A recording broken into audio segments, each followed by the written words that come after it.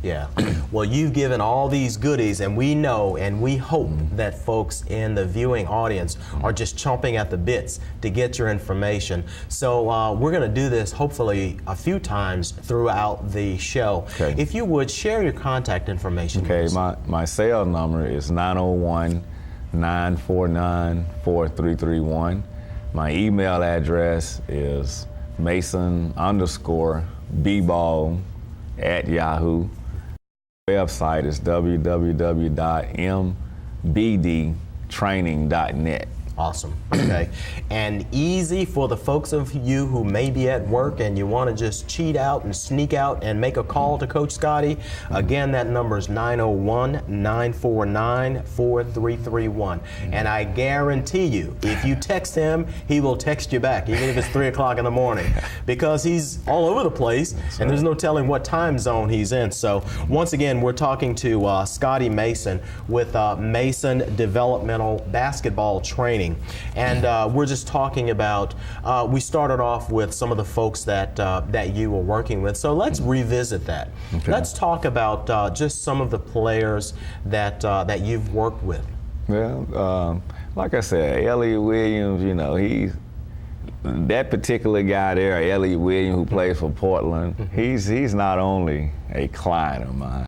I have really developed a friendship with him and a mentor, so you know, I'm always talking to him about what other goals he can set, even though he's reached one of the higher goals of playing professional basketball, but it's always more, you know, and that's from me just, you know, experiencing that is another level you can go to. Absolutely. And so Elliot Williams is one of my top guys, and OJ Mayo, you know, he and his brother works out with me. Todd Mayo, who plays for the Marquette, University of Marquette. Oh, good. So he works out with me. Thaddeus Young, he's with Philadelphia. Nikki McCray, she used to work out with me. Yeah. She played at the University of Tennessee. Yeah. She was an Olympic gold medalist. Awesome. Nikki Great. McCray. Robert Vernado, who's with the Miami Heat. Wow. He's from Mississippi State. He led the nation in blocks in college. So he's one of my guys. Lester Hudson, who played briefly with the Grizzlies, and he was drafted by Boston. Yeah. He works out with me.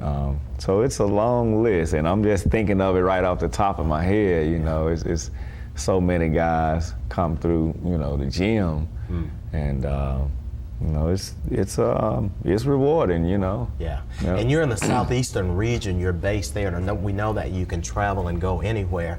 And you know, here I am. I'm thinking about this, and I'm thinking, man, the more I talk, and the more people hear this, the more likely you are for us to lose you. So I don't know, there may be some NBA guys out there trying to steal you from us. We better not talk too much about anybody else that you're working with. But we know, quite honestly, for the ones of us who are blessed enough to do what we were born to do, we really want to be known for something. And what is it that you'd like to be known for? Actually goes back to just, you know, making a difference, being fair. Even from my teaching days, I was a firm believer of being fair, and consistent. Wow, I like that. Firm, fair, and consistent. If I be honest and be fair and stay consistent with it, you know, just be yourself and make a difference. But that's really the key for me being what I want to be known for, is just, you know, making sure I made a difference and touch somebody's life. You know, you're not gonna touch everybody's life, but you know, if I touch that one person, or even help a kid that couldn't get a scholarship, you know, get a full scholarship to college, and you know that scholarships are very expensive. Absolutely. So if I can train a kid and develop a kid and make a kid well-rounded, and they have opportunity to get a full scholarship through basketball, you know, that's another, you know, way that I can be known. That is incredible. Oh, exactly. Okay, now with every job, no matter how much we love it, there's always that part. and there's always somebody that's going to challenge our skills. Tell us about something that I guess kind of frustrates you a little bit on the job. Well, sometimes just the mentality and the attitude, and you know, sometimes I get players, even on professional level, you know, it's just the either overconfident or you can not be humble with your success, or it could be a teenager that's coming from a household that's where the foundation not right. You know, that's kind of frustrating, but at the same time, it's challenging because I want to be the one that make a difference for that kid. Absolutely. So sometimes that can be frustrating, and so that's pretty much the mentality and the attitude of just being respectful, you know, and respect. That's life skills, you know, you gotta have respect. Absolutely, yeah. Ladies and gentlemen, once again, we're talking with Coach Scotty of Mason's Developmental Basketball Training. Coach Scotty has worked with, individuals in the WNBA, the NBA, and we're fortunate enough to have him here with us today. So once again, we're really excited about that. Now, I've gone to games, and I'm sure that you've gone to just a number, just so many you just can't even really keep up with. But inevitably, we see those parents. And I think that you are a really good person for parents to listen to and to get advice from as well. What advice would you give parents or family members, guardians of athletes at any level? Well, basically, the best advice is to make sure kids are well-rounded. You know, and one of my college coaches used to tell me, you know, a kid personality and character is developed in their own environment. You know, do they have their room, you know, neat and clean? You know, are the shoes neat and clean? So parents should, you know, just make sure the kids doing what they're supposed to do at home, give them a lot of responsibilities at home, and just develop that personality right there at home. And then when they come to training programs, you know, it's a lot of guys doing basketball training, but particularly mine, when they come to my program, you know, I like to work with the parents. Absolutely. I call my parents and check with my parents on their kids, even go to some of the games and do evaluating with the kids, you know, after they done train with me, just to, you know, see if what I'm teaching them and they doing it in the game. So that's major with me, just make sure a kid is well balanced, starting at home. That's the foundation, you know.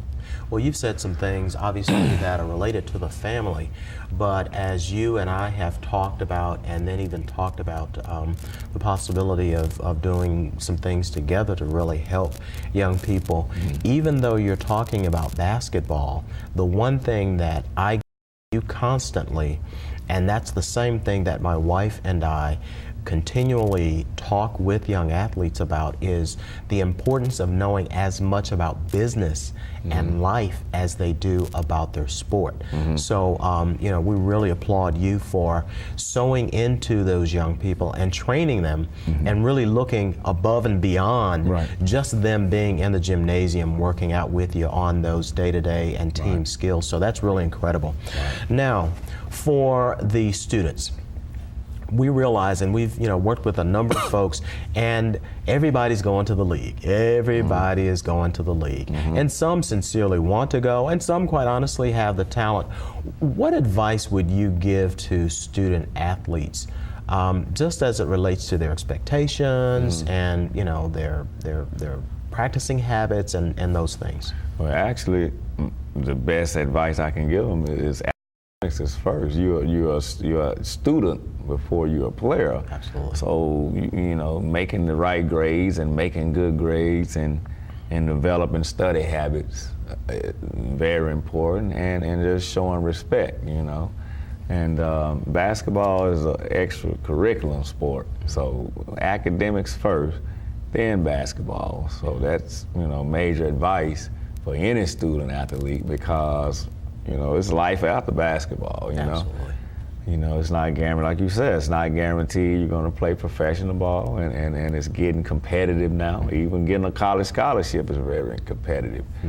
But if a parent can get a kid involved in a training program like mine, you're giving your child a chance to maybe get some attention from some coaches. Yeah. Because if you don't, basketball is just like, you have to get tutoring. You having problems in math or whatever the subject is, you have to get some extra tutoring, just like a basketball player. Wow. So that's a really sharp parallel. That's Yeah. a real sharp parallel. And so, ladies and gentlemen, that's one of the things that we really like to continue to encourage you with as it relates to investing and going the extra mile. And quite honestly, some people may feel, well, I don't think I need that tutoring. But sometimes, we realize that everybody can't make the league, but sometimes not bringing an individual to you could be the difference between them making and not making the league. That's true. That extra, I think my wife refers to it as lanyap. And hopefully I'm pronouncing it right. Otherwise I'm going to be in trouble. But just that little bit extra, bit extra. I think the Grizzlies talk about grit and grind. Grit and grind. And that's what it takes. It takes doing that. Oh, yeah. What is there another individual that you could think of that that you'd like to really spotlight, or a tell us about a success story. We talk about enough people. Tell us about a success story, something that really tickles your pink, so to speak. Man, actually, some of my younger kids are very successful story. I mean, even one time you was in my gym, and I have a kid by the name of Richard. Yes. And he's got a sister by the name of Elizabeth. When these two kids first started working out with me, it was just like, they're very tall, but no natural ability, and it's like starting from scratch with two, and now just a month has passed by. Now these kids, I mean, they can dribble, they can pass, they can shoot. Just the skill level has gotten so much better, and that's really just one right off the top of my head. That's one of my success stories right there, and that's really fresh. That's something that's going on just right now. Wow. And they usually come about 3 times a week, and that's what I recommend parents to at least 2 or 3 times a week, where it can be consistent. So those two right there, a very success story, because they were unskilled and no athletic ability, just raw talent. Yeah. And I would like to, if you are okay and would give me permission to do so. I can recall you and I observing Richard and Elizabeth, and I believe it was just a week or so ago. And I made one suggestion, and you said, no, I like to do it this way. This is a challenge. And you said, I'm seeing the results. And I'm seeing the results partially because I'm willing to work hard to help them to work hard. And what we're seeing is almost, we made reference to Cheryl and Reggie Miller as we were observing them. So Richard and Elizabeth, we've got our eyes on you. We know that you guys are doing well. And Dad, you've got something to look out for, because Coach Scotty, quite honestly, I can certainly see it, as you said, and pointing out certain key elements of their improvement. I can really see that. So you are as deep as you are